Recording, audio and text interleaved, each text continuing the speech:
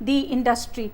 In Tonk recently, 2 years ago, there was a police firing when the farmers said, we won't allow our water to be taken to a city. In Maharashtra, you have so many cases. I think this tension between rural and urban India can only change if urban India today and industrial India today becomes more water prudent. Urban India must say it does not need a single more drop of water. It will use its own water, recycle and reuse it. Every drop of sewage of urban India must be recycled and reused. Instead, urban India, because it's powerful and all politicians worry about urban India now in spite of it being such a rural country, every politician will say to their people, I will bring you water. Yeah, from where? From where? Who cares? And that's an equity issue. Basically, where the water falls, the people are still thirsty. Exactly. Whereas you are trying to satisfy not just thirst, but probably the greed of other populations. Absolutely. So that's the point. Absolutely. Now, you mentioned about water conservation movement, which is now growing on the ground.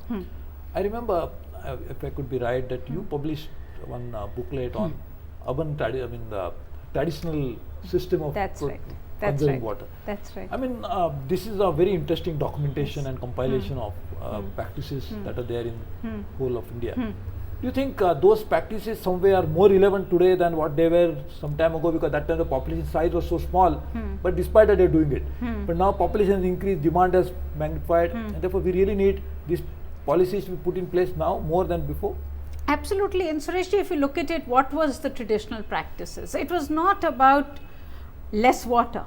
The traditional practices were built on two principles. One, decentralized water, essentially arguing that if the need is decentralized, then the supply should also be decentralized. Okay. Two, it was about using the available water as much as possible in an optimized manner. Now, in today's India, those two principles are even more relevant than they were in the past, because today, as I keep saying, if you do not manage your local water more efficiently, you will not be able to pull water from somewhere else. You have to first manage your water. Yeah. And so that principle of catching water where it falls is more relevant today. Look at Mumbai. Yeah. I mean, Mumbai is a classic case. It's always, I mean, today it wants water from further and further away. It's bringing its water from long distances. Yeah. The wastage of that water, and when it brings it to the city, is enormous. And yet Mumbai is destroying all its wetlands because it wants the land. But tomorrow it must also realize it wants water as much as it wants land, and land is also for water.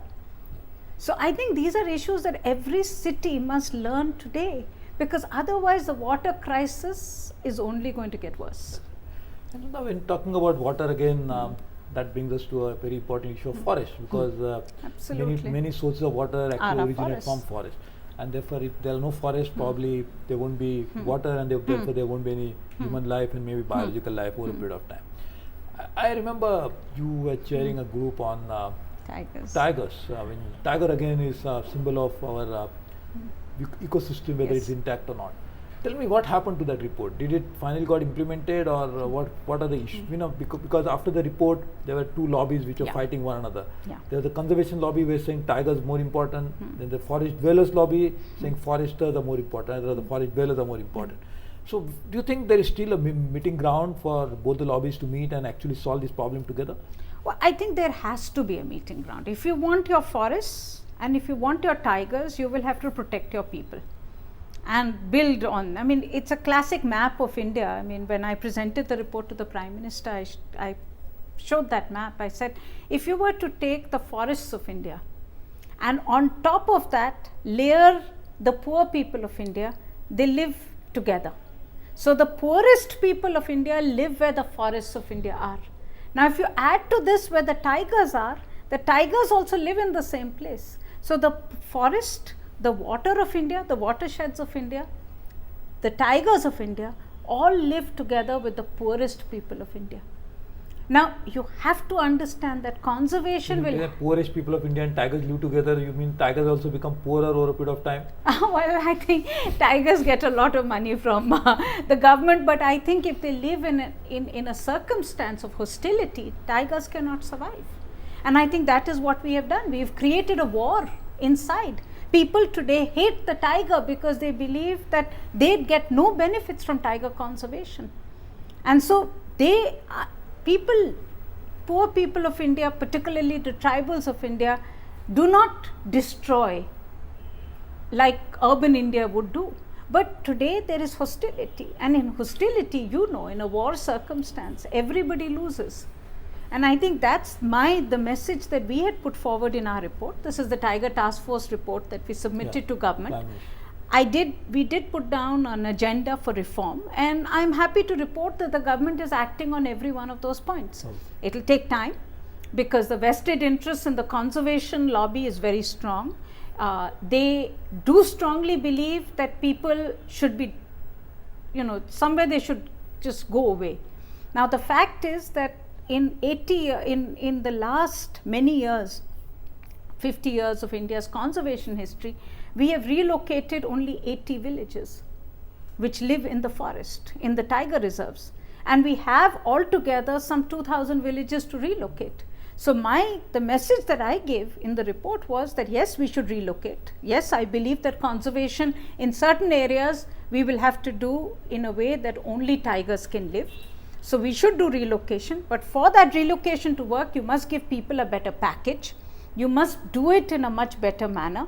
And 3, there will be areas, because you will never be able to relocate everybody. You cannot do it like the North Americans did, who just killed off all the Indian population in North America so that they have wilderness areas today. You will have to also find a way in which you will coexist. And coexistence means sharing the benefits of tourism with local communities, giving them jobs in the national parks and the sanctuaries. Your recommendations in the report? Absolutely. And some of it is getting implemented faster, some of them a little slowly. But I think this is the only way ahead. India will have to find a middle path. We need conservation, we need development of the poor. And the fortunate thing is that they can go together. So your organization, as the name suggests, you focus on environmental issues. I think the biggest environmental challenge of today's times is climate change. And I think in a way, all these environmental issues will finally get converged into climate change issues. If you address climate change, many of these issues that we are seeing, they are actually symptoms of the problem. Will get addressed anyway. So where do you think how we are actually now moving as a world to solve this climate change problem? Because we had a Bali action plan, which was really speaking inaction plan, which many people say. And now we are actually pinning our hopes on Copenhagen 2009 to come out with a successor to Kyoto Protocol. How optimistic you are, and how you think, because you are also globally well connected, your organization has a lot of counterparts in many parts of the world. What do you think, the global community, is it moving in tandem with what your expectations are? Frankly, no. I do not believe that the climate change challenge as it is today, and it is a life-threatening challenge, I do not believe that the world as a whole is giving us the response at the scale that is needed, the urgency with which it is needed. You know that in fact the emissions of the rich world have actually increased. Between 1990 to 2005, the rich country emissions have gone up and not down. Australia has increased its emission by 37%, a country like the United States by 20%. So even Europe, which has been at the vanguard, is finding it's losing its battle as far as emission reduction is concerned, because the soft options in Europe have gone, and now very difficult options are in front of that society. So I think what is happening in the world is that they are unable now to make the transition that is needed, and so there is a lot of blaming on India and China, passing the buck to us, and I think in that you will see a stalemate. And the unfortunate part is that we don't have the power to be able to demand from the rich world that they have to reduce their emissions. They have to be serious about it. We are most vulnerable, we will be hit, but we don't have the power to be able to call their bluff and also ensure that they actually reduce their emissions. So I think climate change debate is going to be a very tough one. And I think this is where civil society has to play the most critical role, because it is civil society which should now play the role of forcing governments to be more serious. No, so the Kyoto Protocol in fact was mandating all these rich countries, industrialized nations called Annex 1 countries to reduce emissions. They have not done that. But now seems to be they have been very successful in confusing the rest of the world by saying that is no longer their reduction is an issue, but reduction of emissions in countries like India is an issue. Absolutely. I will not talk about China because China's emissions also gone up considerably. But India is really insignificant in that sense, considering the size of population, considering the fact that we are so many poor in India. So you think what should be the response of government of India, for that matter, country as India as a whole, in climate change negotiations, which are going to enter a very crucial stage now in the next 1.5 years' time? So what do you think should be our response? Should we really say that yes, we are also willing to take any commitments, or we should say no, we cannot? Well, I think very clearly India must not take on commitments. So that I would put aside. But I think India must have a dual negotiating strategy. Some amount it is doing, but I think what we need to do is to really support the government to make sure that it can really argue this very strongly. One, I think, and the most difficult one, is that India will have to get very tough with the United States. United States, Japan, Canada, Australia are despite today, our newfound friendship with United States, in fact, politically. In fact, I would argue that if we are such good friends, then we should be able to persuade them to be serious about this. Friends should understand our other friends' problems. Exactly, and if they don't, then we better learn not to be friends with them, because this issue of climate change is too serious for us to play around. And the United States is the single biggest barrier to change today. And it is very clear that the Indian government in the past has played with the Americans, not against the Americans, because it has gone in with the Asia-Pacific Partnership, as you know. And the Asia-Pacific Partnership is America's way of bringing on board countries like India and China and arguing that all of us should take voluntary action. All of us should take action in 2050. I think India has to make it very clear, no, we need serious action, tough targets, and we need you to meet the targets by 2020. The second part of India's argument has to be 2050, nobody will be there. Ridiculous, yeah. I mean, it's a mindless thing to ask for it. When the ship is sinking, you are saying that we'll deal with the sinking ship only when we go to the shore. We'll never find the shore. Absolutely. So I think very rightly, as you're saying, it has to be 2020, tough first to reduce emissions from them. And two, India must argue that yes, we can do things differently. We are prepared to make the transition, the leapfrog. We believe in being more efficient. We believe in making the difference as far as a low carbon economy is concerned. But for that, we need changes in the way the current mechanisms like the clean development mechanism are structured. So you need to get the money to be able to make the transition today, and you need to put pressure on the North to be able to cut their emissions yesterday. So now tell me, all the issues you talked about, it seems that all these issues are personified into one single personality like Sunita Narain. Tell me, Sunita, how do you derive this strength to fight on so many issues, such a diverse range of issues, nationally, globally, with top, very powerful industrial houses? Where do you get strength from? It's difficult to say, Suresh, but I think all of us get our strength from only one source, which is that there is a problem and that we very strongly believe that we have the possibility to be able to change and to make sure that that problem can go away, and that we have to do so. How long you have been doing this? Almost now 25 years.